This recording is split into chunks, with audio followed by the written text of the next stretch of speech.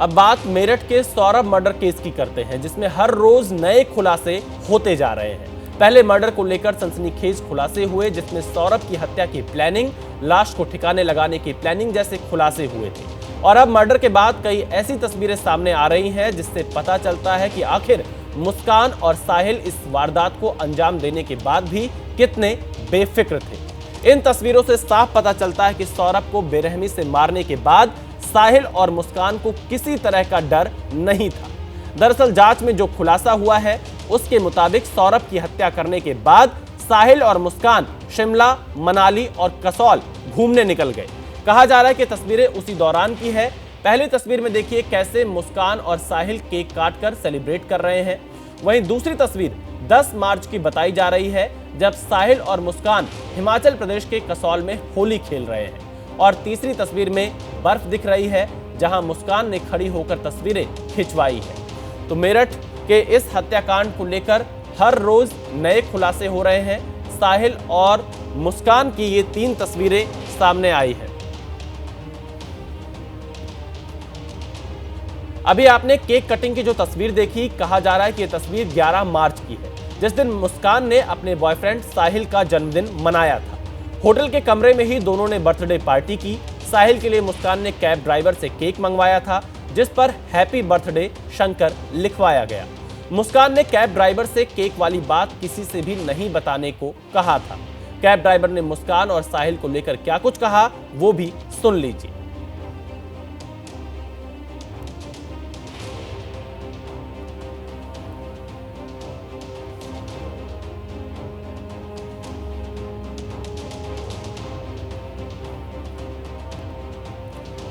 तो आप देख रहे हैं कि किस तरह से इसमें खुलासे हो रहे हैं। मुस्कान की आवाज़ है कि भैया आप ना केक ले आना।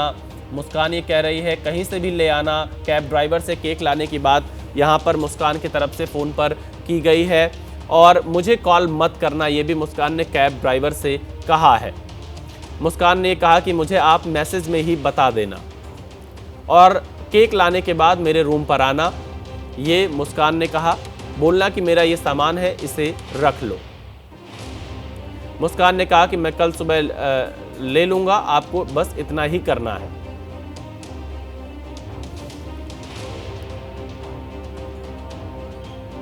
सौरभ हत्याकांड में पुलिस ने जांच तेज कर दी है। कैब ड्राइवर से पूछताछ करेगी मेरठ की पुलिस। मेरठ पुलिस ने कैब ड्राइवर को बुलाया है। कैब ड्राइवर को हिमाचल लेकर जा सकती है मेरठ पुलिस। तो सौरभ हत्याकांड में पुलिस ने अपनी जांच तेज कर दी है और अब जिस कैब ड्राइवर से ये लड़की बातचीत कर रही थी, उस कैब ड्राइवर को हिमाचल लेकर जा सकती है मेरठ पुलिस और उससे पूछताछ करेगी। मेरठ पुलिस ने कैब ड्राइवर को बुलाया है। कैब ड्राइवर को हिमाचल लेकर जा सकती है पुलिस।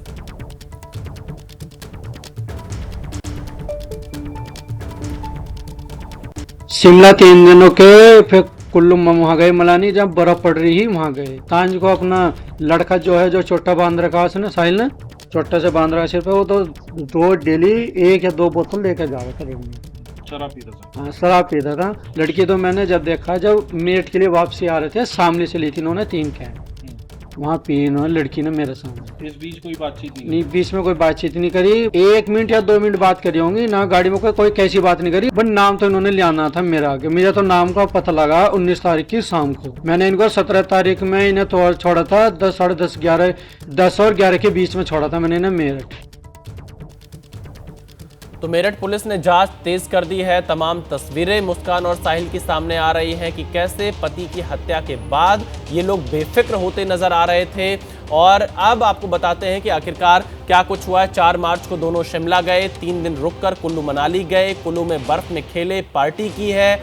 मुझसे शराब मंगाकर दोनों पीते, कैब ड्राइवर ने ये भी बताया है। तो मेरठ में इस हत्याकांड को लेकर बहुत सारे खुलासे अब सामने हो रहे हैं।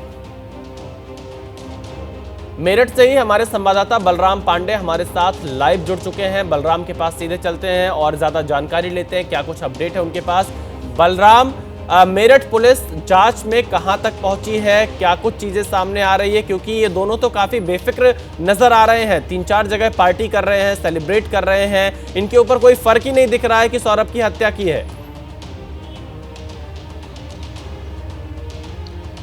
बिल्कुल, देखिए जिस तरीके की तस्वीरें निकल के आई हैं उससे साफ लग रहा है कि ना तो मुस्कान को कोई पछतावा है और ना ही साहिल को, क्योंकि आप देखिए कि हत्या के बाद ये लोग शिमला गए, मनाली गए और वहाँ पर देखिए किस तरीके से जश्न मना रहे थे, यानी बर्थडे मना रहे थे। आप देखिए कि वहाँ पर डांस करते हुए नजर आए, बर्फ़ में आप देखिए फ़ोटो खिंचवा रहे थे और साथ ही इन्होंने होली भी खेली। तो यानी कहीं ना कहीं इन दोनों को जो कृत्य इन्होंने किया उसका उन्हें पछतावा नहीं था।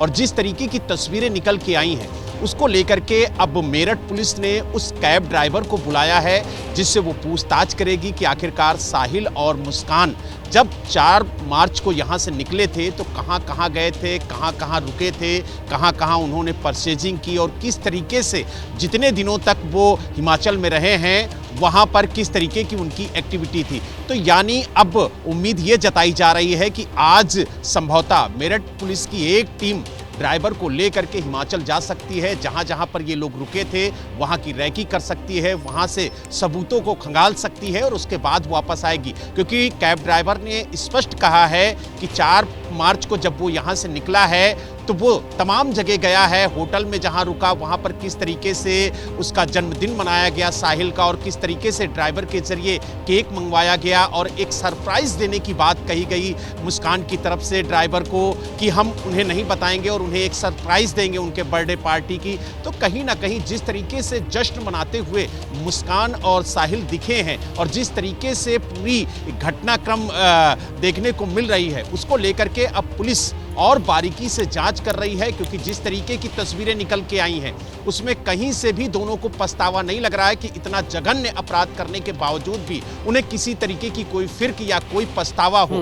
तो अब पुलिस कैब ड्राइवर को लेकर के हिमाचल जाएगी, वहां पर रैकी करेगी, वहां से सबूतों को उठाएगी और जो हत्या की कड़ियां हैं उन्हें जोड़ने की कोशिश करेगी। और मेरठ पुलिस स्पष्ट कह रही है कि हम सबूतों को खंगालेंगे, सबूतों को इकट्ठा करेंगे और कोशिश करेंगे कि दोनों को कड़ी से कड़ी सजा मिले, क्योंकि जिस तरीके का अपराध हुआ है वो क्षमा योग्य नहीं है। और इसके लिए मेरठ पुलिस हर सबूतों को खंगाल रही है, हर पहलू पर जांच कर रही है, क्योंकि जिस तरीके से तंत्र मंत्र का भी एंगल निकल के सामने आया उस पर भी जांच की जा रही है। बलराम ये बता रहे हैं कि मेरठ पुलिस ने जांच कैसे तेज कर दी। बलराम आप हमारे साथ बने रहिएगा। और अब मुस्कान ने सौरभ के कत्ल के लिए 2 बड़े चाकू भी खरीदे थे। जिस चाकू से सौरभ का कत्ल किया गया वो मेरठ की शारदा रोड की एक दुकान से खरीदा गया था। पुलिस उस दुकान पर भी पहुंची जहां से मुस्कान ने फल काटने वाले 2 बड़े चाकू खरीदे थे और उनमें से एक चाकू ही सौरभ के दिल में उतार दिया। पुलिस ने दुकानदार से सीसीटीवी फुटेज मांगे, लेकिन 15 दिन पुराना मामला होने पर फुटेज नहीं मिल सका। पहले आपको ये दिखा देता हूँ कि देखिए इसी दुकान से मेरठ के ब्रह्मपुर इलाके में शारदा रोड पड़ता है और इसी दुकान से मुस्कान आई थी और मुस्कान ने पहले ये चाकू देखने का काम किया, फिर ये चाकू देखा, फिर ये चाकू देखा और ये चाकू देखा। उसको समझ में नहीं आया क्योंकि उसके मन में कुछ और ही चल रहा था और आखिर में मुस्कान ने ये चाकू खरीदा था और इसी तरीके के चाकू से जो सौरभ है उसकी बेरहमी से हत्या की गई। जो दुकानदार हैं उनसे बात कर लेता हूँ। बस अब एक चीज़ जानना चाहूँगा, एक महिला है जो मुस्कान है, वो जो चाकू खरीद के ले गई थी, कौन कौन से चाकू पहले और भी देखे थे क्या? बहुत सारे इस तरह के चाकू कोई भी ग्राहक आता है तो इस तरह के चाकू दिखाते हैं हम। अच्छा, इसमें से फ्रूट नाइफ ही है, सब वेजिटेबल फ्रूट नाइफ है ये। हाँ, ये नाइफ आती है आपकी स्मॉल है, ये उससे बड़ी है, ये उससे बड़ा, ये उससे बड़ा। ये चॉपिंग बोर्ड पर चलता है नाइफ जो मेन होता है। अच्छा, ये फ्रूट नाइफ के नाम से आता है, इस तरह की पैकिंग होती है इसकी। अच्छा अच्छा अच्छा। जब पुलिस की टीम आई थी, पुलिस ने क्या कहा आपसे? चाकू देखने के लिए कहा उन्होंने कि चाकू दिखाइए जो जो बेचते हैं आप। हमने चाकू दिखा दी उनको, तो उन्होंने इस तरह का चाकू का फोटो लिया था हमसे। अच्छा, कौन सा वाला एक बार उठा के दिखा दीजिए। इस तरह के चाकू। अच्छा अच्छा, ये वाले चाकू जी। इस चाकू का फोटो मतलब खींच के ले गए थे पुलिस जी। वाले। तो क्या मुस्कान का कुछ ध्यान है, कब आई थी क्या कुछ ऐसा नहीं है, जैसा कि वारदात अखबार में हम देख रहे हैं 2-3 दिन से, 20-1 दिन हो गए हुए हुए। हाँ। तो उससे के आसपास या उससे पहले ही खरीदा होगा। तो ग्राहक 2-3 मिनट में चाकू खरीद कर ले जाता है, छोटी सी आइटम है। तो ऐसा पक्का याद तो नहीं है वो कब लेकर गई है। लेकिन हाँ, इस तरह के चाकू दिए जरूर थे। हाँ, ये बिकते हैं, रोज बिकते हैं इस तरह के आइटम। तो ये वाला चाकू है जो पुलिस वाले फोटो खींच के ले गए। हाँ जी। अच्छा, और कुछ सीसीटीवी फुटेज वगैरह भी मांगे? फुटेज तो मगर नहीं आ रही उस टाइम वो, क्योंकि अभी 13-14 दिन की फुटेज होती है एक बार रिकॉर्डिंग में, और अखबार के हिसाब से इस टाइम 17-18 दिन हो गए हैं। अच्छा, तो 15 दिन में आपकी जो फुटेज है वो हो जाती है? हाँ, वो रिपीट कर देती है रिकॉर्डिंग। एक टीवी की मेमोरी है उसकी, तो अभी 14 दिन की है पिछले, तो उसमें वो 3-4 तारीख का तो नहीं है। तो आपने रिपोर्ट देखी कहां से मुस्कान और साहिल ने ये चाकू खरीदा था। मेरठ से बलराम पांडे हमारे साथ जुड़े हुए हैं। बलराम, पुलिस लगातार जांच कर रही है, हर एक एंगल को तलाश रही है, लेकिन एक सवाल ये भी है कि आखिरकार सौरभ की इस हत्या के पीछे एक पूरी की पूरी प्लानिंग यहाँ पर जरूर रची गई होगी। क्या सिर्फ साहिल और मुस्कान ही इस पूरी प्लानिंग में शामिल थे या कोई और भी इसमें शामिल हो सकता है?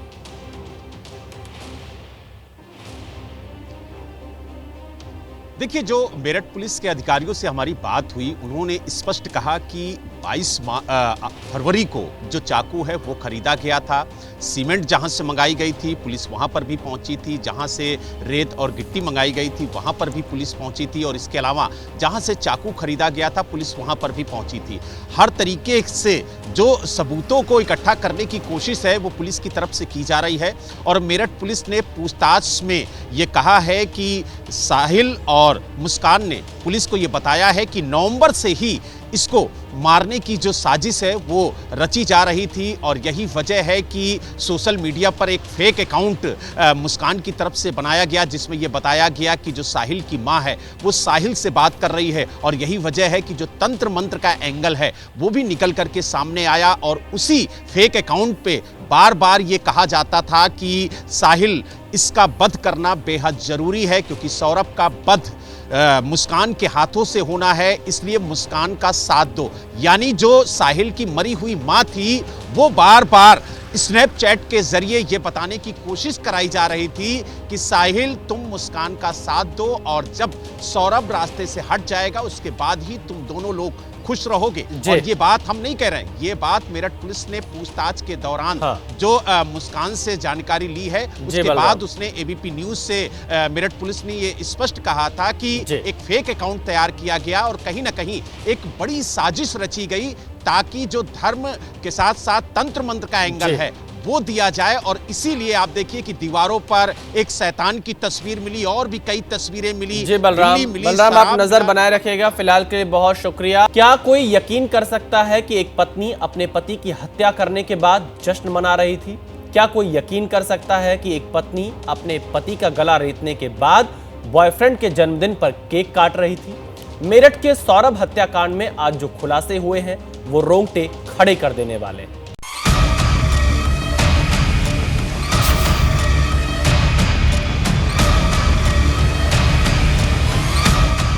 पति के कत्ल के बाद कोई पत्नी क्या कर सकती है?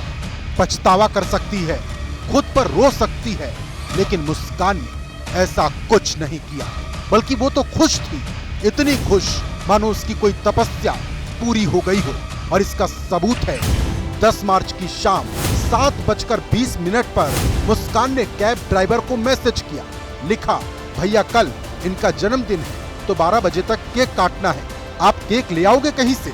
4 मिनट तक जब कैब ड्राइवर ने कोई जवाब नहीं दिया तो मुस्कान ने ऑडियो रिकॉर्ड करके भेजा। सुनिए मुस्कान ने क्या कहा। भैया आप ना मुझे केक लेके, मतलब आप केक ले आना कहीं से भी, और कॉल मत करना, मुझे आप मैसेज में बता देना मिला या नहीं, और लाने के बाद ना आप हमारे रूम पे आ जाना और बोलना मेरा ये सामान है इसे रख लो, मैं कल सुबह ले लूंगा, बस आपको इतना कर। ड्रम में सौरभ के शव के टुकड़े जमाने के बाद 4 मार्च की शाम को ही साहिल और मुस्कान मेरठ से शिमला के लिए रवाना हो गए। 3 दिन दोनों ने शिमला में बिताए। चौथे दिन इसी कैब ड्राइवर के साथ मनाली के लिए निकल गए। पुलिस ने मुस्कान और साहिल का जो मोबाइल जब्त किया है उसमें मनाली की कुछ तस्वीरें मिली हैं। ब्लैक कलर का लॉन्ग कोट पहनकर मुस्कान बर्फीली पहाड़ियों पर नजर आ रही, साहिल के साथ बर्फ में जश्न मना रही। साहिल और मुस्कान कसौल के जिस पायरेट्स ऑफ पार्वती नाम के गेस्ट हाउस में थे वहां अजीब तरह की पेंटिंग्स नजर आई। ये गेस्ट हाउस कई बार किल द डेविल नाम से कार्यक्रम का आयोजन करता है। हो सकता हो साहिल यहां पहले भी कई बार आ चुका हो। किल द डेविल नाम के कार्यक्रम के पोस्टर अजीबो गरीब तरीके से बनाए जाते हैं, ठीक वैसे जैसी तस्वीरें साहिल के कमरे की दीवार पर उकेरी गई हैं। पायरेट्स ऑफ पार्वती नाम के गेस्ट हाउस के इस डीजे सेटअप को गौर से देखिए। यहाँ ठीक वैसा डिजाइन बना है जैसा साहिल के कमरे में बना हुआ नजर आया था। आगे की तरफ ठीक वैसा ही मुखौटा जैसा दीवार पर उकेरा गया था और पीछे वैसे ही 2 बड़े बड़े सींग जो कमरे में नजर आए थे। कातिल महबूबा का डेथ डांस तो आपने देख लिया। अब देखिए इस कातिल महबूबा ने किस तरीके से सौरभ की हत्या की साजिश रची। अब मुस्कान चाहकर भी नहीं बच सकती, क्योंकि एक एक कर कई गवाह अब कैमरे पर आकर मुस्कान की काली करतूत उजागर कर रहे हैं।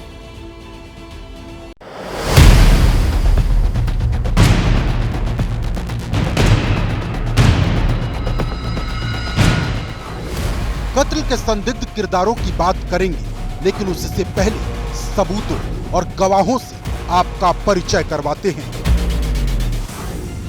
सौरभ मर्डर केस में अभी तक जिन 6 चीजों के इस्तेमाल की बात सामने आई, उसमें चाकू है, नींद की दवा है, ड्रम है, सीमेंट है, बैग है और परफ्यूम है। मुस्कान ने मर्डर के लिए जो प्लान बनाया, उसके हिसाब से सबसे पहले सौरभ को गहरी नींद में सुलाने की साजिश रची गई। इसके लिए मुस्कान ने नींद की दवा को हथियार बनाया।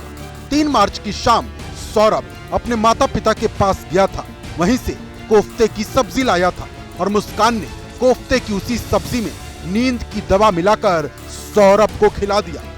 मुस्कान कितनी शातिर है, इसका अंदाजा इसी बात से लगा सकते हैं कि डॉक्टर की पर्ची में हेरा फेरी करके उसने नींद वाली दवा का नाम खुद से ही जोड़ दिया था। दवाई का नाम एक मेडजोलम करके कोई दवाई है, जो कि ली थी इसने, ड्राउजीनेस जो क्रिएट करती है। इन्होंने अपना खुद से जो पूछताछ में बताया मुस्कान ने कि जो डॉक्टर्स ने प्रिस्क्रिप्शन दी थी उसमें इन्होंने खुद से गूगल करके ऐड कर लिया था एक सॉल्ट एक्स्ट्रा। उसके बाद ये जाके उन्होंने परचेज़ किया था, क्योंकि इन्हें पता था कि डायरेक्टली दवाई मिलती नहीं है दुकानों पर, बिना प्रिस्क्रिप्शन के ले नहीं सकती हैं। तो उन्होंने खुद को एक एंग्जाइटी का दिखाया था कि मुझे एंग्जाइटी की बीमारी है। उसके बाद इन्होंने गूगल करके एक्स्ट्रा दवाई लिखी थी।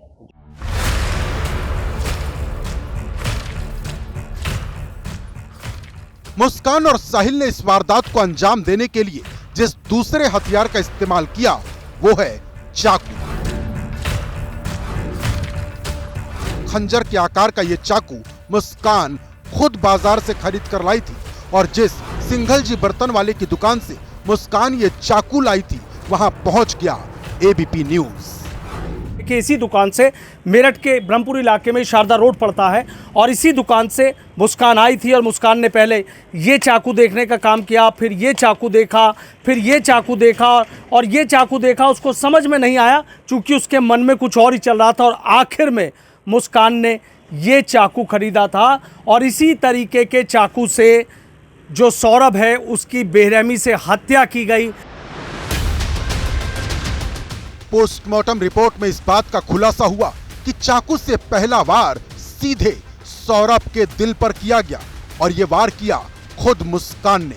सौरभ की मौत तो चाकू के पहले ही वार में हो गई, लेकिन फिर भी वो जिंदा न बच जाए, इसके चलते लगातार उसके दिल पर 3 वार किए गए। पोस्टमार्टम रिपोर्ट आ चुकी है, उसमें लेफ्ट साइड में चेस्ट के निपल के नीचे 3 इंसाइज्ड वुंड है, जिससे इनकी मृत्यु हुई है। उसके अलावा जो गर्दन पे जो काटने का निशान है, जो कलाइयाँ काटने का निशान है, वो डॉक्टर ने उसमें अंकित किया है। ये काफ़ी बड़े चाकू हैं और इन चाकू की आप धार देखिए कि जो धार है वो भी ऐसी है कि बहुत ज़्यादा, और ये आगे से इतना नुकीला भी है। और इसी तरीके से जो मुस्कान है और सौरभ ने ये चाकू पकड़ के और उसके सीने में इस तरीके से कई बार चाकू घोपा। 2 चाकू लेकर गए थे और ये वो 2 चाकू हैं इसी तरीके के कि जिनसे सौरभ का कत्ल करने की प्लानिंग की गई थी। 100 रुपए के इन 2 चाकुओं से ही मुस्कान ने अपने जीवन साथी को मौत के घाट उतार दिया। ये ऐसे चाकू हैं जिनसे फल काटे जाते हैं, लेकिन मुस्कान ने अपने ही पति का गला काट दिया। चॉपिंग बोर्ड पर काफ़ी चलते हैं चाकू इस तरह की। ये जो सब्जी काटने का बोर्ड आता है, इसी पर काम आते हैं, इस्तेमाल ही है। अच्छा, फ्रूट नाइफ है। तो ये तरबूज है, बड़े फल होते हैं आपके, खरबूजा होता है। यानी तरबूज और खरबूज काटने वाले चाकू से मुस्कान ने अपने पति के 15 टुकड़े कर दिए। सौरभ के शरीर के 15 टुकड़े करने के बाद अब प्लानिंग का अगला कदम था शव को ठिकाने लगाना। इसके लिए मुस्कान ने ऑनलाइन 2 बैग खरीदे। एक बैग में कटा हुआ सिर, हाथ के पंजे और बाकी के कुछ और टुकड़े रखे। कहा जा रहा है कि ये बैग साहिल अपने साथ लेकर कमरे पर चला गया, जबकि दूसरे बैग में मुस्कान ने धड़ के कटे हुए हिस्सों को भरा और जिस बेड पर वो सोती थी उसी बेड के बॉक्स में उसे डालकर बंद कर दिया। सुबह इन दोनों ने शव के टुकड़ों को बैग में भरकर ठिकाने लगाने की खूब कोशिश की, लेकिन नाकाम रहे। और तभी दोनों के दिमाग में आया ड्रम वाला आइडिया। ड्रम खरीदने के लिए मुस्कान अकेले ही ई रिक्शे के साथ मेरठ के जली कोठी मार्केट पहुंची और यहीं पर खरीदा गया वो ड्रम जो पूरे देश में इस वक्त चर्चा की वजह बन गया है। सुबह का टाइम आई थी 9:30 बजे के टाइम। अच्छा, सुबह 9:30 बजे के टाइम। अच्छा, कुछ तारीख ध्यान हो आसपास? तारीख तो ध्यान नहीं है। अच्छा, तारीख ध्यान नहीं। क्या कहा था, कैसे आई आपके पास, क्या बातचीत शुरू की? मैंने मेट्रो में साइन थी और गेहूँ के लिए ड्रम मांगा था, फिर मैंने दे दिया था उन्हें कि ढक्कन वाला मांग रही थी। 1100 का बताया था, 1100 ही लिया। ड्रम बेचने वालों ने यह भी खुलासा किया कि मुस्कान बड़े साइज का ड्रम ढूंढ रही थी ताकि शव के टुकड़ों को आसानी से ठिकाने लगाया जा सके। 250 लीटर है, 200 लीटर है, बहुत सारा आइटम है। 50 लीटर है, 70 लीटर है। वो कितने वाला ले गए? सभी तरह का है। वो 250 वाले ले गए। अच्छा, चूंकि बड़ा था इसलिए। जी। अच्छा, क्योंकि ड्रम तो जो है ये तो दूध वाले ज़्यादातर हमारे जो इस्तेमाल में आते हैं, दूध वाले ले आते हैं, पानी वाले ले आते हैं, अचार वाले ले आते हैं और जो टंकी के लिए पानी भर के रख लेते हैं, पीने के इस्तेमाल में आते हैं। अब ये पहली बार देखने को मिला है कि मतलब इसमें वो लाश के लिए ले गए। ड्रम में सीमेंट इस कदर जम चुका था कि उसे हिलाने के लिए कई पुलिस वालों को ताकत लगानी पड़ी। ये मुस्कान का ही घर है जहां से पुलिस ने ड्रम जब्त किया। ये वीडियो मुस्कान के पड़ोसियों ने बनाया है। ड्रम को पुलिस सीधे पोस्टमार्टम हाउस लेकर पहुंची। वहीं पर पहले उसे काटा गया, जम चुके सीमेंट के पत्थर के टुकड़े किए गए और उसमें से सौरभ राजपूत के शरीर के अलग अलग हिस्सों को जोड़ा गया।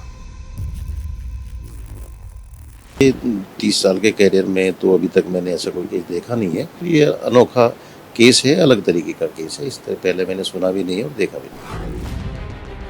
इस केस में साहिल और मुस्कान ने जिस पांचवी चीज का इस्तेमाल किया वो है ये बिखरा हुआ सीमेंट।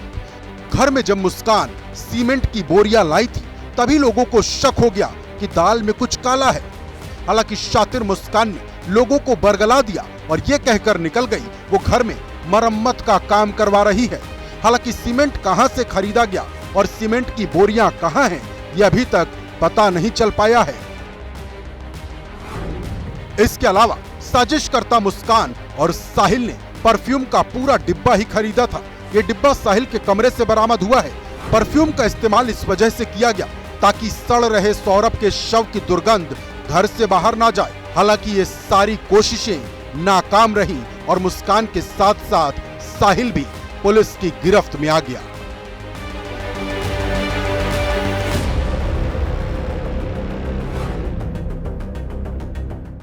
अब आते हैं अपने पहले सवाल पर। सौरभ हत्याकांड में सिर्फ साहिल और मुस्कान ही शामिल थे या कोई और भी इसका हिस्सेदार था?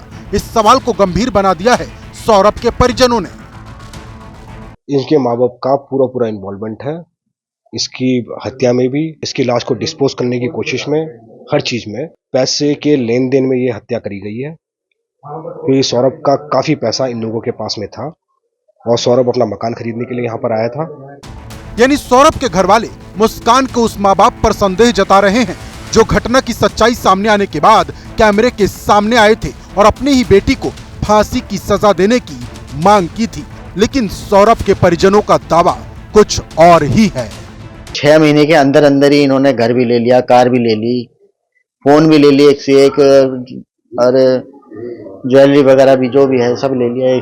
6 महीने के अंदर कौन ले लेगा भाई? इतना बड़ा जिगरा तो हमारे भी नहीं है। वही पैसा मेरे भाई ने पैसा वापसी मांगा होगा तो उसी चक्कर में जो है इन सब ने मिलकर मेरे भाई को मारा।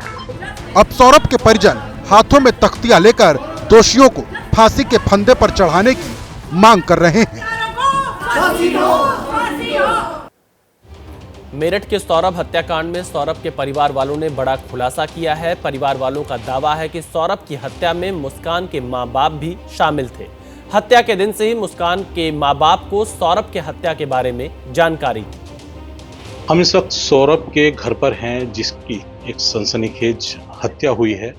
उनके घर पे बात करते हैं उनके परिजनों से। संजय जी, क्या लगता है आपको, किन बिंदुओं को अभी तक पुलिस ने छोड़ रखा है? कैसे लगता है कि उन दोनों के अलावा, मुस्कान और साहिल के अलावा भी और भी इसमें शामिल हैं?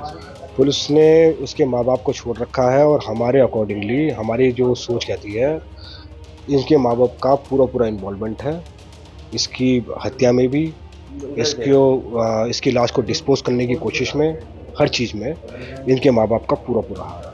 और पैसे के लेन देन में ये हत्या करी गई है क्योंकि सौरभ का काफ़ी पैसा इन लोगों के पास में था। क्या लग रहा है आपको, कब से ये पैसे देता आ रहा था सौरभ इनके परिवार को? 2 साल से, मान लो 2 साल तो उसको गए हुए हो गए। उस दौरान उसके बीच में ही मतलब मान लो कि भाई 4-5 महीने बाद से इन्हें स्टार्ट कर दिया होगा क्योंकि उसकी लड़की उनके पास थी। और उसके बाद होली पे मैसेज कर रहा है, मतलब उसके फ़ोन से वो कर रही है कि हैप्पी होली है, हैप्पी होली की दहन। हमें सोच रहा है कि वहाँ पे घूम रहे हैं, मज़े कर रहे हैं। ये सारी कॉन्स्पिरेसी करने की जो सलाह मेरे जो सौरभ के दोस्त है वो कह रहे हैं कि हमारी तो डेली बात हो रही है। मैंने कहा भाई ये तो 4 तारीख में मेरे भाई को मार दिया, तुम्हारी डेली बात कैसे हो रही है? पता चला कि जो मुस्कान है ना, वो सबसे रील बना रही है, चैट कर रही है, सब वो कर रही है। एक बात ये भी सामने आ रही है कि शायद उसकी जो बेटी थी सौरभ की, कि उसने शायद इस तरह की बात कही थी कि हत्या की आशंका जताई। नहीं, ये तो मैंने जो वीडियो चल रही है मैंने उसमें ही देखा था, उसमें ही देखा है और मेरे को इस बारे में कोई पता नहीं। और कौन कौन बिंदु हैं जिस पे जांच होनी चाहिए? क्योंकि सीसीटीवी की भी आप बात कर रहे हैं, पैसों के लेन देन की भी आप बात कर रहे हैं। मैंने पूरा परिवार बोला है कि इनका पूरा परिवार इन्वॉल्व है। तो परिवार को अगर परिवार पूरा इन्वॉल्व नहीं होता। अब बात करते हैं बिहार के सियासत की। पटना में राबड़ी आवास के आगे नीतीश कुमार के खिलाफ होर्डिंग लगाया गया है, जिसमें नीतीश कुमार की तस्वीर के साथ लिखा है, नायक नहीं खलनायक हूं। इसके अलावा होर्डिंग में लिखा गया है कि महिलाओं और राष्ट्रगान का अपमान किया है। होर्डिंग संजू कोहली की ओर से लगाया गया। होर्डिंग में बीजेपी के फायर ब्रांड नेता हरिभूषण ठाकुर बचौल, जदयू विधायक गोपाल मंडल की भी तस्वीर है। तो बिहार की सियासत में लगातार ये मुद्दा अब तूल पकड़ता हुआ दिखाई दे रहा है। राष्ट्रगान के अपमान के मुद्दे को लेकर अब यहां पर पोस्टर लगा दिया गया है। आरजेडी की तरफ से ये पोस्टर लगाया गया है। संजू कोहली ने ये पोस्टर लगवाया है। आपको अपने संवाददाता शशांक की एक रिपोर्ट दिखाते हैं। नीतीश कुमार आरजेडी के निशाने पर लगातार हैं। इसी बीच पोस्टर वार भी शुरू हो गया। पटना में राबड़ी आवास के ठीक आगे एक पोस्टर लगाया गया है जिसमें नीतीश की तस्वीर है, लिखा हुआ है, नायक नहीं खलनायक हूं मैं। हाँ, मैंने किया है महिलाओं का अपमान, गांधी जी का किया है अपमान, अब हो गया है राष्ट्रगान का अपमान। जी हाँ, मैं हूं खलनायक। राजद नेत्री संजू कोहली की तरफ से ये तस्वीर लगाई गई है। ऊपर देखिए बीजेपी के फायर ब्रांड नेता हरिभूषण ठाकुर बचौल और जदयू विधायक गोपाल मंडल की भी जो है वो तस्वीर है। ये दोनों विधायक अपने बयानों के लिए सुर्खियों में रहते हैं। वहीं आपको बता दें, पटना में कार्यक्रम हुआ था जिसमें राष्ट्रगान के दौरान नीतीश हंस रहे थे, अगल बगल के लोगों को नमस्कार कर रहे थे, जबकि उनको सावधान की मुद्रा में खड़े होना चाहिए था। तो लगातार विपक्ष घेर रहा है कि आपने राष्ट्रगान का अपमान किया है, राष्ट्रगान का अपमान नहीं सहेगा हिंदुस्तान। नीतीश से माफ़ी की मांग की जा रही है, लेकिन नीतीश अभी माफ़ी मांगने को तैयार नहीं है और जदयू की तरफ से साफ तौर से कह दिया गया है कि नीतीश ने राष्ट्रगान का अपमान नहीं किया है। तो पोस्टर लगा के जो है नीतीश पर यहाँ पर हमला बोला गया है। आपको बता दें, महात्मा गांधी की पुण्यतिथि पर आयोजित श्रद्धांजलि सभा में नीतीश कुमार ताली बजाने लगे थे, तब भी उनकी काफ़ी आलोचना हुई थी। तो उस बात का भी यहाँ पर जिक्र किया गया है कि गांधी जी का भी मैंने किया है अपमान। वही सदन में भी राबड़ी देवी पर कई बार टिप्पणी कर देते हैं, तो यहाँ पर लिखा हुआ है कि मैंने महिलाओं का भी जो है वो अपमान किया है। तो चौतरफा हमला जो है नीतीश पर किया जा रहा है और इसी बीच अब पोस्टर वार भी जो है वो शुरू हो गया है। दिशा सालियान मामले में अब 2 अप्रैल को सुनवाई होगी। बॉम्बे हाई कोर्ट में इस मामले की सुनवाई होगी। दिशा सालियान केस की सुनवाई बॉम्बे हाई कोर्ट में होगी और 2 अप्रैल को इस मामले की सुनवाई होगी। इस वक्त ये बड़ी खबर सामने आ रही है। दिशा सालियान मौत मामले में 2 अप्रैल को सुनवाई होगी। बॉम्बे हाई कोर्ट में इस मामले की सुनवाई होगी। ये इस वक्त की बड़ी खबर आ रही है। दिशा सालियान मौत मामले में 2 अप्रैल को सुनवाई और बॉम्बे हाई कोर्ट में होगी मामले की सुनवाई।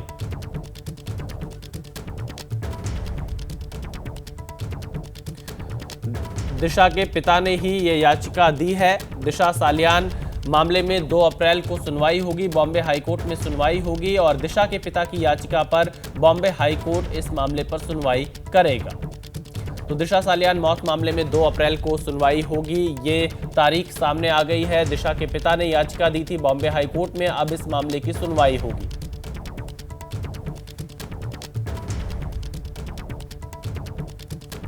दिशा सालियान मामले में 2 अप्रैल को सुनवाई होगी। बॉम्बे हाईकोर्ट में इस मामले की सुनवाई होगी। दिशा के पिता ने याचिका दी थी और इस मामले को लेकर भी जिस तरह से सवाल उठ रहे थे और अब दिशा के पिता ने याचिका दे दी है जिस पर सुनवाई होगी बॉम्बे हाईकोर्ट में 2 अप्रैल को। और दिशा सालियान केस में लगातार राजनीतिक हमने प्रतिक्रियाएं भी सुनी थी। आदित्य ठाकरे का भी बयान सामने आया था और इस पूरे मामले को लेकर अब देखें तो याचिका दायर हुई थी जिस पर अब 2 अप्रैल को सुनवाई होगी।